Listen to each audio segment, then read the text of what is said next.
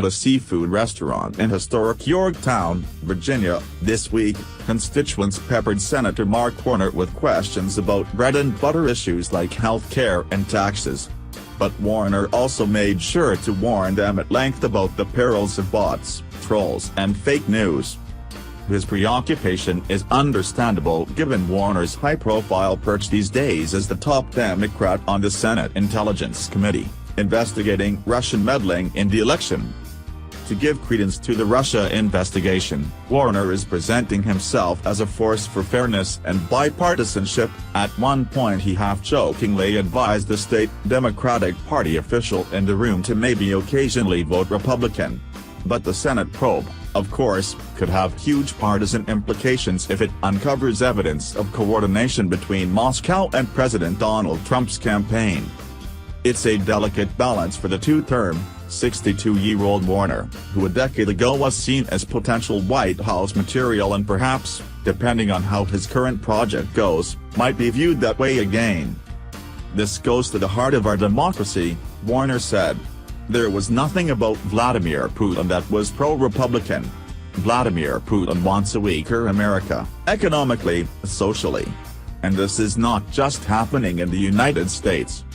Warner, who made a fortune in the 1980s and 90s investing in cell phone and other technology companies, is grappling with the conundrum of how to get voters who live outside politics-obsessed Northern Virginia to care about an abstract issue that has no direct impact on their wallets. In a banquet room at the restaurant on Monday with a view of the York River as it empties into the Chesapeake Bay, Warner did not get a single question from the audience about the Senate Intelligence Committee's Russia investigation.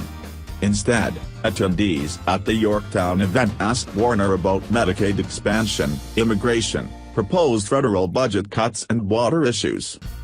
This didn't stop the senator from talking at length about what he calls the most important thing I've ever done. "I'm not here to try to litigate the election," said Warner, noting that his Russia probe is one of the top 3 issues cited by constituents when they contact his office.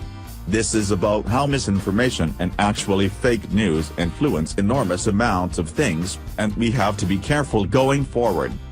With Congress on a 2-week recess, Warner is spending this week holding events with voters across the state and delivering stark warnings about Russia's ability to exploit social media to spread its propaganda. It's a message he says is all the more urgent because Russia is still trying to undermine democratic elections in Europe, and could continue trying to hack future U.S. elections. He's urging his constituents to practice better cyber hygiene, as he calls it, to change their passwords frequently, to be aware that Russian paid online trolls can impact what shows up in their Facebook feeds, and to not believe everything you read on the internet. And while Warner insists he has not yet drawn any conclusions from the Intelligence Committee investigation, he isn't shy about pointing out the web of connections between Trump aides and Russia.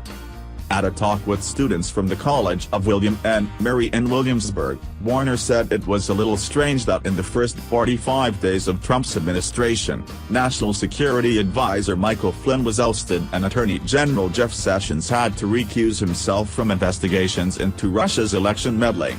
Both departures came after it became clear they hadn't been completely forthright about their conversations with Russia's ambassador. Warner also slammed House Intelligence Chairman Devin Nunes for the actions that led to the California Republicans' decision last week to temporarily step aside from the House investigation into Russia's election meddling. "This is like out of a bad spy movie," Warner told the college students. He was driving around one night with his chief of staff, he got a call. He got out of the car, jumped in an Uber, went to the White House, looked at secret information, went back to Congress, and the next day says, "Oh, I've got to go brief the President of the United States," before he shared that information with anybody else on the committee. "That's kind of not the way you do it," Warner added. The fledgling House investigation led until last week by Nunes offers a stark contrast to the one being run by Warner and his Republican counterpart, Senate Intelligence Chairman Richard Burr of North Carolina. Warner and Burr are seeking to portray themselves as a bipartisan duo determined to get to the bottom of Russia's activities no matter the political consequences. The pair gave a joint press conference late last month in which Warner praised Burr, and Burr pledged that while he supported Trump during the campaign, he would put aside any personal beliefs that I have or loyalties that I might have. My colleague in this, Senator Richard Burr, senator from North Carolina, good guy, he is my partner, we are committed to absolutely following the intel wherever it leads, Warner said as William and Mary, adding words of praise for the other Republican members of his panel. The Senate investigation is currently conducting witness interviews with U.S. intelligence analysts who were involved in producing the January report concluding that Russia sought to sway the presidential election toward Trump. In an interview, Warner said he was hoping the panel would wrap up most of the analyst interviews in the next 2 weeks and then kind of sit and start thinking through the more prominent witnesses. These include Trump's son-in-law and close advisor, Jared Kushner, who is expected to be questioned by the panel about meetings he arranged with Russia's ambassador and a Russian businessman. The goal of the investigation is to produce a bipartisan report explaining what happened in the 2016 election and how to prevent such foreign meddling in the future. The FBI is also conducting a counterintelligence investigation into the issue, including possible coordination between Russia and the Trump campaign.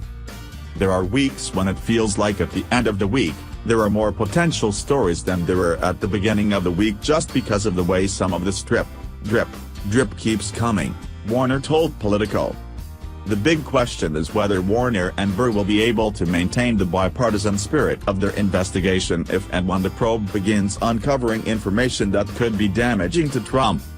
And, for Warner, there's the question of whether the national attention he's receiving because of the probe could put him back in contention for the White House in 2020. Asked by a William and Mary student about a presidential run, the unabashedly moderate senator did not rule out the possibility. "I'm going to try to do my job," Warner said. "The problem with too many people in politics is they always try to plan what's next. Do your job, and who knows what happens."